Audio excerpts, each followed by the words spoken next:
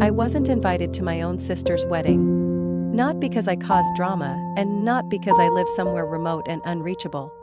But because I'm a source of trouble, according to my mom. A polite way of saying I'd been cut out of the family without an official announcement. My sister's text came one afternoon like any other, but when I read it, I felt my heart drop to the floor. My name is Morgan. I'm 32 years old, a regular older brother. Nothing special, except for always being the one to clean up the messes my family left behind. My teenage years were all about patching up the holes my sister Haley, now 28, left every time she stumbled. Whether it was a breakup, losing a job, or just being bored and lost, Haley always called me. And I always showed up. And now, I'm left out of her wedding. Haley's message was short and fake. Hey, just letting you know the guest list is finalized. We had to cut a lot, hope you understand. Love you. Understand. I'm not a distant cousin no one's seen in 10 years. I'm not some old classmate she kept around out of politeness. I'm her brother. The one who drove across state lines to bring her home after she was dumped. The one who covered her rent when her bank account was empty. The one who stayed up at night listening to her cry about work stress. And now I'm being tossed aside like I'm a stranger. I stared at my screen. At first I thought there had to be a mistake, that this was some dumb joke. But then, when I called Mom, everything became painfully clear. She picked up after 2 rings. Her voice was unusually cheerful. Morgan, sweetheart, what's going on? I didn't beat around the bush. I just got a message from Haley. She said the guest list is finalized and I'm not on it. What's going on? There was a suspicious pause. Then Mom sighed. That kind of sigh that always made me feel like a kid overreacting. Oh, Morgan, don't make a big deal out of it. It's just a wedding. It's just a wedding? I felt my chest tighten. I'm her brother, Mom. How could I not be invited? She clicked her tongue. That sound that always drove me crazy. It's nothing personal, sweetheart. Haley and Jeremy have to save money. Everything's so expensive now. Everyone has to compromise a little. I tried to stay calm. Mom, I just saw Haley's post on Instagram. She booked a fancy banquet hall in San Diego. Over 120 guests. Even her high school friends are invited. Am I worth less than them? Her voice suddenly turned firm. You're overreacting, Morgan. Don't let this little thing hurt you. Hurt myself? No, Mom got it wrong. This wasn't the first time I'd been treated like my presence was optional. I was used to being overlooked. But this time, I wasn't staying quiet. I didn't argue. I didn't beg to be reinvited. I hung up. And for the first time in my life, I decided. If they don't need me, I don't need them. I opened my laptop and pulled up a travel site. If Haley thought I'd just sit at home moping on her wedding day, she was dead wrong. I was going far, really far. I was going to take the vacation of a lifetime. And for the first time in years, I was going to put myself first. I used to think, if I was just good enough, patient enough, there would come a day I'd be appreciated. But the more I think back, the more I realize I was just a shadow. Always there when needed, always gone when things got better. No one ever asked if I was tired. No one ever stopped to say thank you. Haley has always been emotional, impulsive, and blindly trusting in relationships. I still remember the night she was 22, crying like crazy on the side of the road after some guy she'd dated for 3 months dumped her cold. A time, I was on a night shift at the hospital, 14 straight hours in the ER. But when I got her call at 1 a.m., I dropped everything and drove straight from Riverside to Santa Monica. She was curled up on the curb, makeup smeared, eyes red, clutching a half-empty bottle of cheap wine. I wrapped her in my jacket and took her back to my tiny apartment, where I was still sharing a room with a buddy. A few months later, she lost her job at a cafe. Chronic lateness. She called me in a panic, crying that she didn't have enough to pay rent.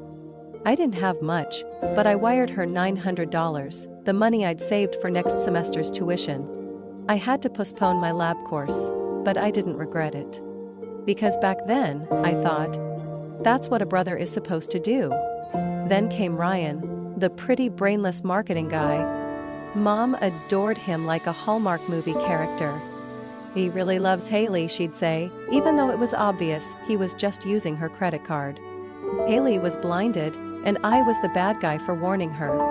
And when he cleaned out her apartment and vanished without a trace, who drove 3 hours to San Diego to pick his sister up off the living room floor? And what did Mom say? "Morgan, don't be hard on her. Haley's sensitive. You're her brother, you should understand." Right. It was always me who had to understand. Haley never had to understand anyone. Every time she messed up, Mom found a way to justify it. "Haley's still young. Haley's not as strong as you. Haley just needs a little more time." 10 years passed, and that little more time turned me into an unconditional lifeline. She called me when she lost her phone, when she needed to book a doctor's appointment, even just to ask which dress to wear for an interview. I was always there, always listening. But when I spent a week in the hospital with appendicitis, who came to visit? No one. Even my mom, who poured love into Haley like an overflowing glass, only called me once and ended the call with, "I thought you were used to pain by now, Morgan." Something inside me began to rot. From that moment, I started to pull back, stopped talking, stopped sharing. But I kept helping, kept carrying the load, because I thought it was the right thing to do. I thought if I just kept loving them, they'd see it. But the truth is, love is never enough when someone decides to ignore it from the beginning. And now, they weren't just ignoring it. They cut me out completely. As if I were some unnecessary side character in their life story. They didn't invite me. Didn't mention me. And when I reacted, my mom had the nerve to call it overreacting. She could invite 120 people, hire a live band, throw an outdoor beach wedding. But there was no room for me. Me, the invisible support beam during the years she nearly lost everything. I sat there, in front of my laptop, as the afternoon breeze slipped through the window. A cup of cold coffee sat on the table. Next to my phone was Haley's message, still short, still flat, still emotionless. "Hope you understand." I typed out a reply, then deleted it. Typed again, deleted again. Finally, I turned off my phone. I understood. And I wasn't going to forgive this time. I didn't want to argue anymore. I didn't want another text from Mom telling me to be understanding of Haley, or a fake sweet call from my sister trying to smooth things over. They chose to erase me from the biggest day of our family. So I would erase them from the priority list of my life. I opened my laptop. My fingers flew across the keyboard, clicking like I was unleashing every ounce of anger. Within 40 minutes, I had booked my dream vacation. A week at a 5-star resort in St. Lucia, an ocean view suite with spa services, infinity pool, and private balcony breakfast. It wasn't cheap. But I was done living frugally to help everyone else. This time, I was spending money for me. Not to support the family. Not to lend my sister a few $100. This was my vacation. To do something I'd never allowed myself before. Enjoy without asking anyone's permission. After booking, I stood up and walked out to the balcony. The late summer wind in Riverside brushed my face. But instead of feeling cool, it felt cold and empty. This was no longer a place I wanted to stay. Not during the week. My family would throw a big wedding and pretend I never existed. I pulled out my phone and opened Instagram. In my gallery, I had a photo from a business trip to Santa Barbara. Me sitting in a cafe, espresso in hand, a faint smile, just relaxed enough to not look fake. I adjusted the colors, added a warm filter, then wrote the caption. They say, being cut from the guest list is awful. But hey, I think I'll survive. I hit post. 10 minutes later, the notifications started pouring in. My cousin Tyler sent a laughing emoji. An old friend commented, "Don't forget to take me next time." And the most surprising, Aunt Karen, the only relative who ever stood up for me, commented, "Proud of you for choosing your own happiness." I leaned back against the wall and quietly read every reply. No word from Mom. No emoji from Haley. Perfect. The next morning, I rolled my suitcase to the airport. No announcement, no itinerary left behind. I boarded that plane like I was stepping out of the role I'd been playing for over a decade. The role of the enduring brother. The mature child who has to sacrifice. The man who was never allowed to get angry. First class. Champagne poured to the brim. A travel magazine lay on the armrest with a bold headline. Live fully, for once. I chuckled softly. During the entire flight, my phone stayed on silent. When we landed at Huanora Airport, a sleek black SUV was already waiting. The driver, a local man with a kind smile, had chill towels ready. I didn't have to lift a finger. Everything was perfectly arranged, because I booked the highest end package. As we drove along the coastline, I rolled the window down. The ocean breeze carried scents of salt and jasmine. In the distance, red-roofed houses dotted the hills, and the water sparkled turquoise. I'd never seen the world look so beautiful. When I stepped into the resort lobby, it felt like walking into a painting. High ceilings, palm trees growing indoors, glossy dark wood at the front desk, and staff greeting me with an icy tropical cocktail. I handed over my passport. The receptionist smiled. "Welcome back, Mr. Morgan." I laughed. "This is my first time here, why welcome back?" She winked. "Because we hope you'll want to return." I didn't respond. But in my head, I knew. Yeah, maybe I will come back. Not for them. For me. I entered the room, dropped onto the bed, opened my phone. Not to read messages, but to post another photo. The view from the balcony. Endless blue ocean. Golden sunlight. A cocktail glass, catching the light. This time, the caption was shorter. One door closes. Another opens. Straight to the sea. Then I locked my phone and lay still, letting the silence settle. They chose to cut me out of their lives. And me? I chose to live a life where I no longer needed anyone's approval. The sound of waves outside blended with the ocean breeze, creating a softness so soothing. I almost forgot I once belonged to a family that never let me breathe. I was stretched out on a sunbed, piña colada in hand. Soft jazz playing from the Bluetooth speaker by the pool. Wrapped in a crisp white robe, ironed at every seam by the resort staff. And in front of me, an endless horizon, clear and cloudless. Until the phone started vibrating. At first, I ignored it. I was used to putting my old world on silent mode. But then it buzzed again. And again. Then lit up every 10 seconds. I picked it up, ready to turn it off completely, when a name popped up that made me pause. Jake, my cousin, one of the few people in the family whose brain was still intact. I opened the message, just one line. "Bro, not joking. Haley's wedding just blew up." I squinted, staring at that line for 3 seconds. Then another message popped up immediately. The groom walked out. During the reception, in front of everyone. Haley's losing it. I couldn't help it. I laughed. A real laugh. Dry, pushed up from somewhere between my throat and chest. Where there used to be pain, now only sarcasm.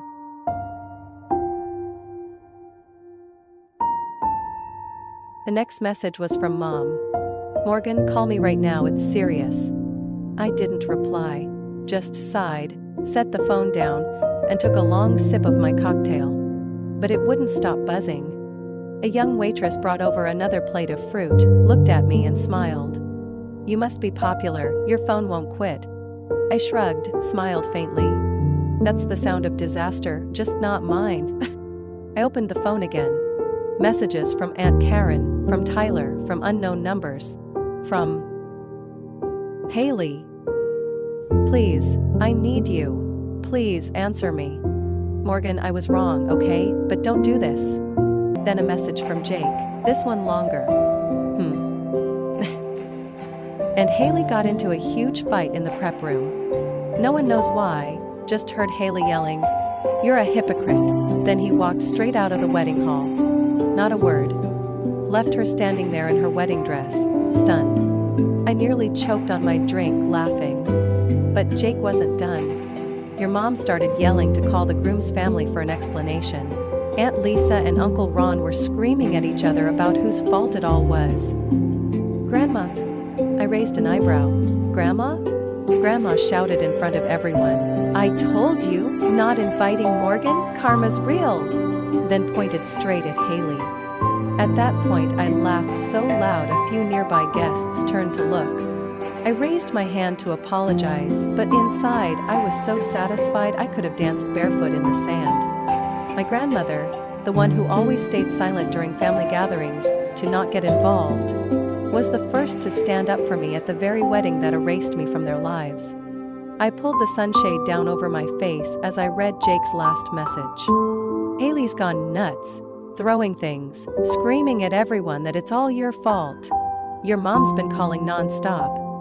Aunt Lisa almost called the cops when Haley nearly threw a wine glass at the groom. Before he walked out, I didn't text back.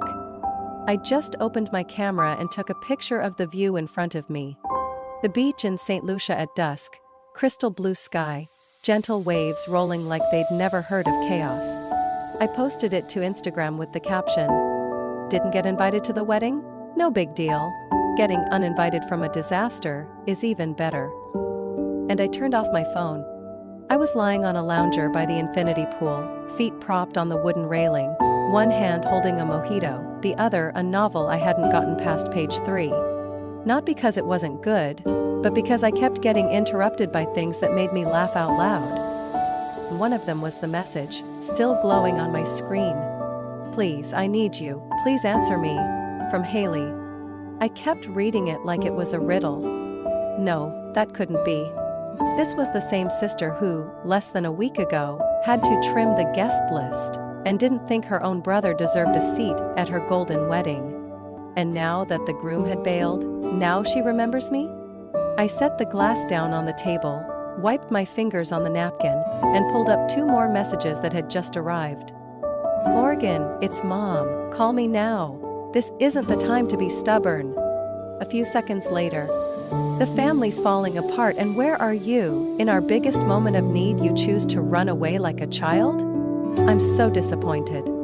"Ah, wonderful." Haley begging like I was the last lifeline in a burning ocean. And Mom, back on her usual track. "You're the problem, not her." I opened my blocked messages. More than 20 unread texts, from Mom, from Haley, from Aunt Lisa, and a few unknown numbers I guessed were distant relatives. Mom's messages kept going. "We're family, Morgan. No matter what, you can't turn your back on your own blood. Haley's breaking down, she needs you, I need you. If you had any maturity, you'd be back here helping us through this right now." I didn't know whether to laugh or throw my phone into the sea. Help? I've been helping my whole life, Mom. I helped when no one bothered to ask if I was okay. I helped when Haley fell apart, while you kept blaming the world instead of ever looking at your daughter's selfish habits. And now, when the bomb they built themselves finally exploded, they want me to come back and save them? I opened the screenshot of Haley's message and read it slowly. "Please, I need you." I typed a reply.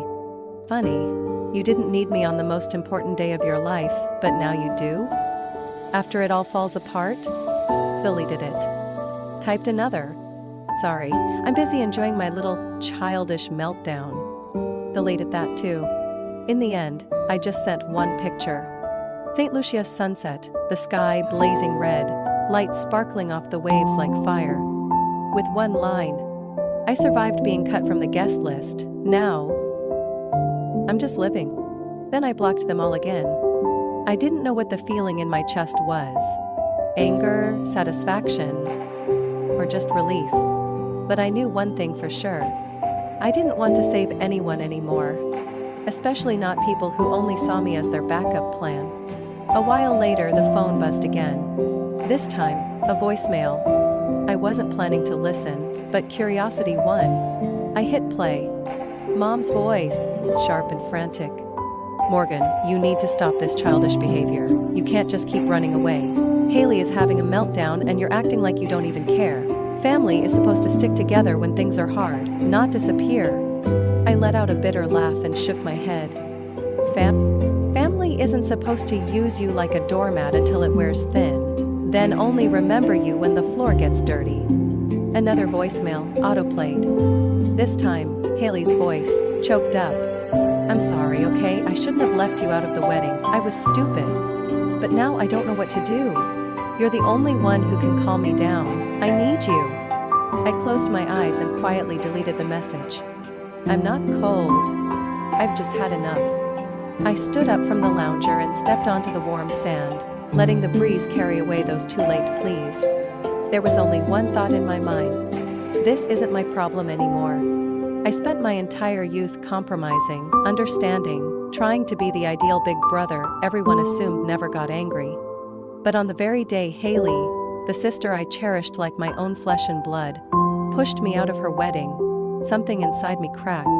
And now, when she calls my name, like I'm her savior after setting her own big day on fire, I just found it laughable.